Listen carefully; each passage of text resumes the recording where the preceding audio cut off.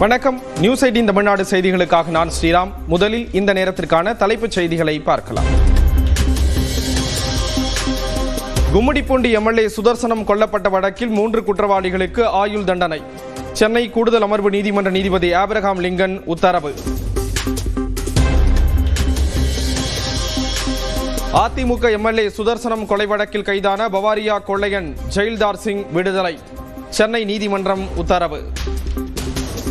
இந்த 4 பேர்ல ஜெயில்தார் சிங் பரிபூர்ணமா விடுதலை ஆயிடுச்சு.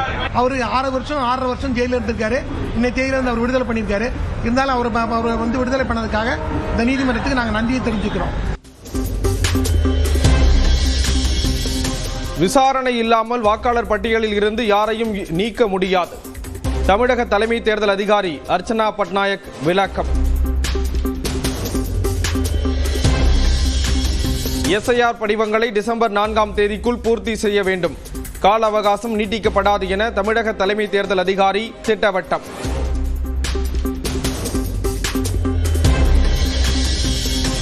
வாக்காளர் பட்டியலில் பெயர் நீக்கப்பட்டால் அது பற்றி வாக்குச்சாவடி தகவல் பலகையில் தெரிவிக்கப்படும்.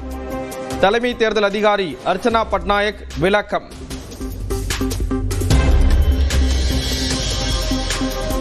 தமிழகத்தில் இதுவரை 6.16 கோடி எஸ்ஐஆர் படிவங்கள் வாக்காளர்களுக்கு விநியோகம். இதுவரை 50% படிவங்கள் பூர்த்தி செய்யப்பட்டு திரும்ப பெறப்பட்டுள்ளதாக தமிழக தலைமை தேர்தல் அதிகாரி அர்ச்சனா பட்நாயக் பேட்டி.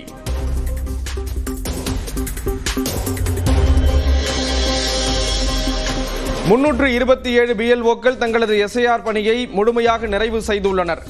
திமுகவினருக்கு மட்டுமே எஸ்ஐஆர் படிவங்கள் வழங்கப்படுவதாக கூறப்படும் புகாருக்கு தமிழக தலைமை தேர்தல் அதிகாரி மறுப்பு.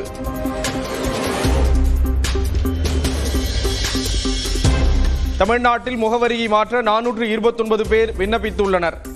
தமிழக தலைமை தேர்தல் அதிகாரி பதில்.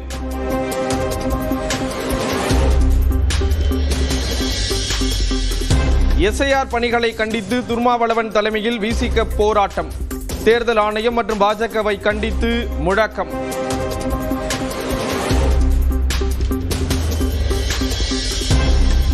நெல்லை தென்காசியில் இன்று மிக கனமழைக்கு வாய்ப்பு. கன்னியாகுமரி, விருதுநகர், தூத்துக்குடி, ராமநாதபுரம் உள்ளிட்ட 10 மாவட்டங்களில் இன்று கனமழை பெய்யும்.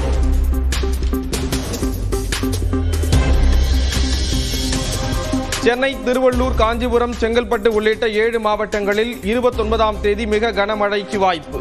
நவம்பர் 30ஆம் தேதி சென்னையில் கனமழை பெய்யும் என்று வானிலை மையம் கணிப்பு. வங்கக்கடலில் அந்தமான் அருகே சென்யார் புயல் உருவாவது 27ஆம் தேதிக்கு தள்ளி போகிறது. தென்மண்டல வானிலை மைய தலைவர் அமுதா அறிவிப்பு.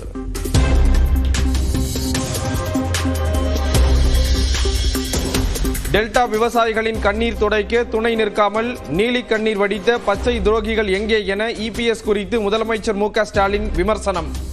சுயமரியாதையையும் உரிமைகளையும் அடகு வைக்கத்தான் கூட்டணியா என்றும் கேள்வி.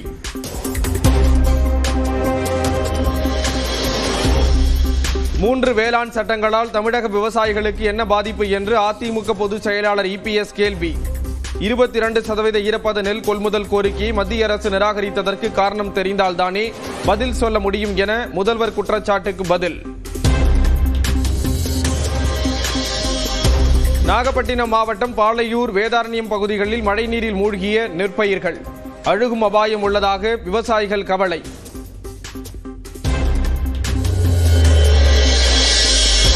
நாகப்பட்டினத்தில் 2 கோயில்களுக்குள் தேங்கிய மழைநீர். தரிசனத்திற்கு வந்த பக்தர்கள் அவதி.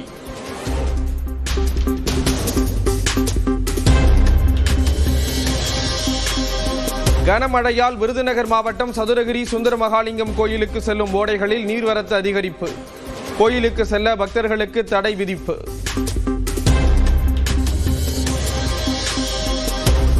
குற்றால அருவிகளில் ஆர்ப்பரித்து கொட்டும் வெள்ளத்தால் சுற்றுலா பயணிகள் குளிக்க 3ஆம் நாளாக தடை.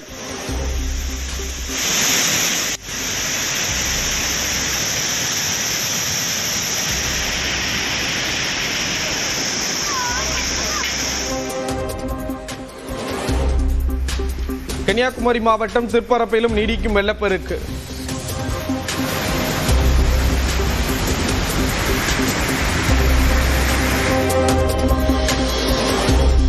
தருமபுரி மாவட்டம் அரூர் அடுத்த கலசப்பாடி மலையில் காட்டாற்று வெள்ளப்பெருக்கு.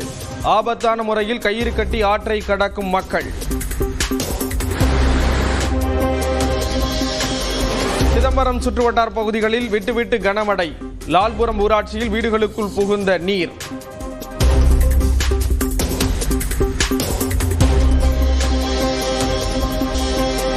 அதிமுக மாவட்ட செயலாளர்களுடன் நாளை காலை 10 மணிக்கு காணொலி காட்சி மூலம் ஆலோசனை நடத்துகிறார் எடப்பாடி பழனிசாமி. எஸ்ஐஆர் பணிகள், பூத் கமிட்டி உள்ளிட்ட தேர்தல் பணிகள் குறித்து 82 மாவட்ட செயலாளர்களுடன் ஆலோசிக்கிறார். எஸ்ஐஆர் பணிகள் குறித்து ஒன்றுமே புரியவில்லை என அதிமுக முன்னாள் அமைச்சர் செல்லூர் ராஜு ஆதங்கம். மதுரை மாவட்ட நிர்வாகம் குழப்பத்தை ஏற்படுத்துவதாகவும் குற்றச்சாட்டு. சென்னை ராஜ்பவனில் மத்திய அரசு சார்பில் நடந்த பழங்குடியின மாணவர் பரிமாற்ற நிகழ்ச்சி. தமிழ்நாடு ஆளுநர் ரவி மாணவர்களுடன் நடனமாடி உற்சாகம்.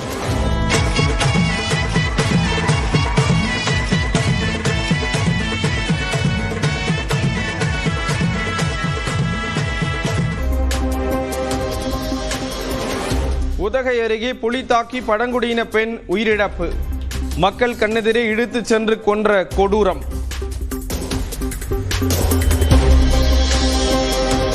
பாமணி விரைவு ரயில் பண்ருட்டி ரயில் நிலையத்தில் நின்று செல்லும் என மத்திய ரயில்வே அமைச்சகம் அறிவிப்பு. கோரிக்கையை ஏற்று நடவடிக்கை எடுத்த மத்திய அமைச்சர் அஸ்வினி வைஷ்ணவுக்கு நன்றி கூறிய மத்திய அமைச்சர் எல் முருகன். தமிழகத்தில் 2026-2027 கல்வியாண்டு முதல் படிப்படியாக பாடத்திட்டங்கள் மாற்றப்படும். பள்ளிக் கல்வித்துறை அமைச்சர் அன்பில் மகேஷ் தகவல்.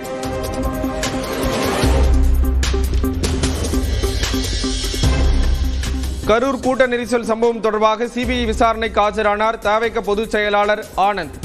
ஆதவ அர்ஜுனா, நிர்மல்குமார், மாவட்ட செயலாளர் மதியழகனும் ஆஜராகி விளக்கம். லைகா நிறுவனத்திற்கு விஷால் தர வேண்டிய 21 கோடியை வட்டியுடன் செலுத்தும் உத்தரவுக்கு தடை. திவாலானவர் என அறிவிக்க தயாராக இருக்கிறீர்களா என விஷாலுக்கு உயர்நீதிமன்றம் கேள்வி.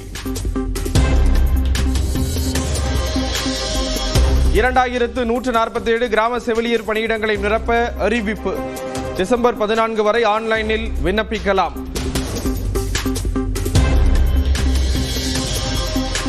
உச்சநீதிமன்றத்தின் 53வது தலைமை நீதிபதியாக பதவியேற்றார் சூரியகாந்த். குடியரசுத் தலைவர் திரௌபதி முர்மு பதவி பிரமாணம் செய்து வைத்தார்.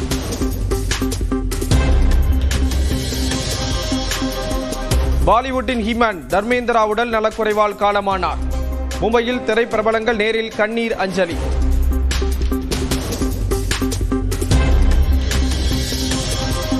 இந்திய மகளிர் கிரிக்கெட் அணி வீராங்கனை ஸ்மிருதிக்கு நிச்சயித்த மாப்பிள்ளைக்கு உடல்நலம் பாதிப்பு. தந்தை உடல்நலக் குறைவால் திருமணம் தள்ளிப்போன நிலையில் மீண்டும் சோகம்.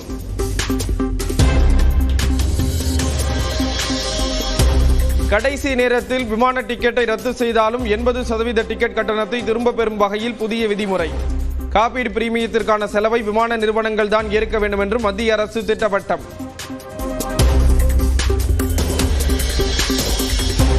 அதிக வரி விதிப்பு திட்டம் காரணமாக பிரிட்டனை விட்டு வெளியேற தொழிலதிபர் லட்சுமி மிட்டல் திட்டம். சுவிட்சர்லாந்தில் இருந்து துபாய்க்கு குடிபெயர முடிவு என தகவல்.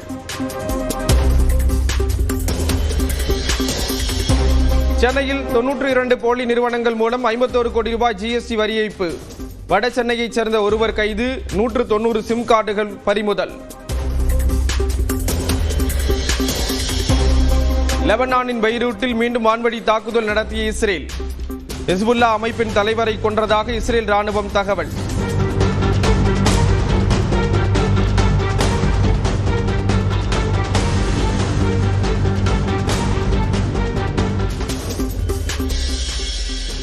ஆஸ்திரேலியாவின் டார்வின் நகரை உருக்குலைத்த ஃபினா புயல்.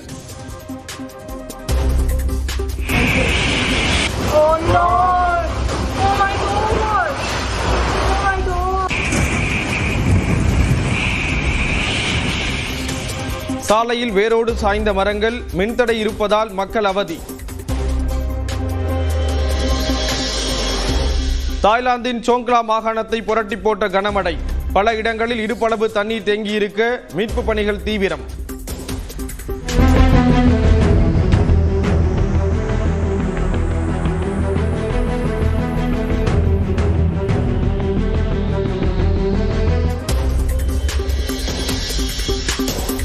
தண்டனை விதிக்கப்பட்ட முன்னாள் பிரதமர் ஷேக் ஹசீனாவை ஒப்படைக்க வேண்டும்.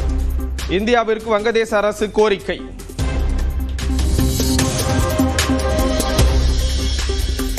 தென்னாப்பிரிக்காவுக்கு எதிரான இரண்டாவது டெஸ்டில் இந்திய அணி தடுமாற்றம். 201 ரன்களுக்கு ஆல் அவுட்.